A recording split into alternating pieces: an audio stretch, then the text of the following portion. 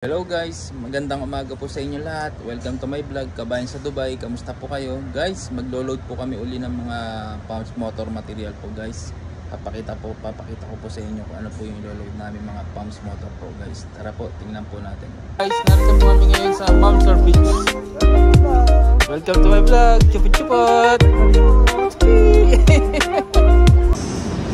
Guys, ito po yung ilo-load namin mga pumps motor po guys. 16 pieces po. Yan po, naka-ready na po siya guys. Di bali, dalawang 3-ton pickup po yan guys. Ilo-load po namin. 8 piece. Ito guys. Ito yung motor pumps niya. Tapos ito yung bezel. Ito yung panel niya guys. Tapos ito po yung floor switch niya. Yan po siya, complete set po siya. Yan po yung isang set ng pumps motor po. Guys, yan po yung unang niload namin, 3 pieces po guys. Yan po, niload na po ni Sassy sa 310 pickup. Nandun po si Bimal ni Renjit, sila po yung mag-aayos ng mga pumps material sa loob ng 310 pickup.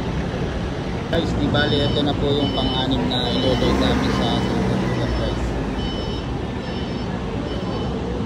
Guys, di bali, tapos na po namin loadan yung isang 310 pickup guys. Yan po guys, na-load na po yung isang 310 pickup. Yan guys. Ito po yung driver guys, si Seifu. Yan po guys. Guys, ito na yung pangalawang 310 pickup na loloadan po namin ng pumps yan po guys. Guys, yan na po yung pang-anim na pumps na iloload sa 310 pickup guys. Guys, ito na po yung last na iloload namin na pumps motor.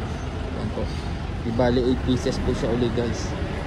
Yan po. 310 pickup po yung loadan namin guys. Yan po.